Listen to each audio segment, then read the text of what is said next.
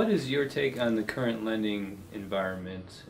And maybe this is something that was discussed at the CAC in Washington, D.C. and small business, mortgages, multifamily. What did you guys discuss there? Yeah, so lending, we have been in an abnormal recovery as far as it's been a long recovery, but a slower recovery since our recession of actually started in '07 and ended the next year, and we've been crawling out of that since, but in a much slower way. So lending has been consistently growing, but mostly among quality borrowers. So the typical small business or the startup is still having a harder time getting credit because there is more regulation than there was prior to the recession and the financial crisis.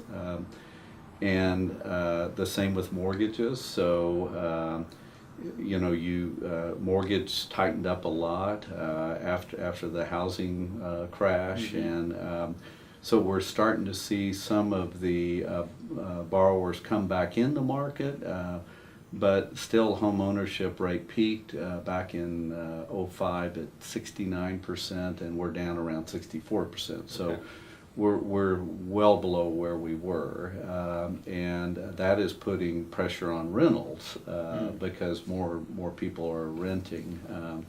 And interestingly enough, it's younger borrowers aren't coming into the market yet. So that's troubling when you look at usually household formation follows the lending, and we're not seeing that come back. But lending's picked up. Banks are still awash with cash, and if you're in the low interest rate environment, if you're a credit-worthy borrower, you've got great access and great competition. But if you are a more marginal borrower, you're probably relegated to online and paying a higher rate and again higher fees, and so that part hasn't come back to pre-recession levels. I've heard about this term, a gig economy. Mm-hmm. What is it? Well, the gig economy is 1099 employees, so it's folks like Uber and contract employees that are putting together several different gigs. That's where that comes from, and able to control their schedules better because again, you sign up to drive for Uber, for instance, when you want to do it. But we have more and more folks that are going to that. We talked about that a lot at the advisory council. One of our members is he's head of a union, and very concerned about that because of benefits and lack thereof, and retirement. And those are concerns. Certainly, you're having to go out in the healthcare exchange to get your health insurance, and you're not having retirement. So that has long-term implications for the economy, certainly. In terms of the outlook for growth in the gig economy, do you buy the prediction that 40% of the workforce will be gig jobs by 2020? That's not too far off. Well, as more innovation happens and startups are using that more and more, I think we'll continue to see growth. I do think employers are going to realize, though, that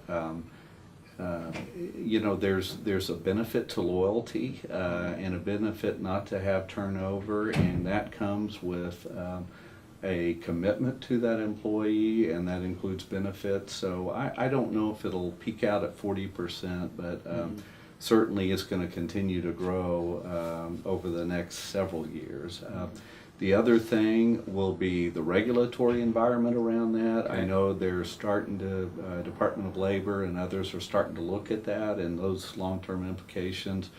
But we're also in a brave new world on public policy federally. No one knows. We're we're probably talking about less regulation rather than more regulation, which might proliferate that gig economy more. Mm-hmm. Well, and we saw some of that back and forth in the city of Springfield with the Uber regulations, Right. and how we were able to pass the ordinances to satisfy their needs Mhm. to operate here, and maybe that's something that the state will draw on even as Uber expands beyond the cities that they're in here in Missouri now. Right. And, you know, we hit 4.6% unemployment, most recent employment figures. Mm-hmm. That is below the Federal Reserve's projection of 4.8% as sustainable unemployment Okay. without inflation. So employment picture does look good, but what we're seeing is a lot of underemployment. There was something that just came out last week, a study that in the early 60s, you know, we always talked about the American dream and upward mobility. In the early 60s, 92% of 30-year-olds made more money than their parents did at 30 years old. Okay. Today, that's 50%. So Mhm. we have seen this upward mobility diminish, you know, over the decades, and there's some reasons for that. Part of it is, you know, the World War II benefit to America, that you still had Europe recovering in the 50s and Japan recovering, and so we were sort of it in the globe, and now that's not the case. There's much more competitive on a global Sure. environment, but I think that might be our biggest issue economically is the lack of upward mobility, which has been traditional for our country. Interesting.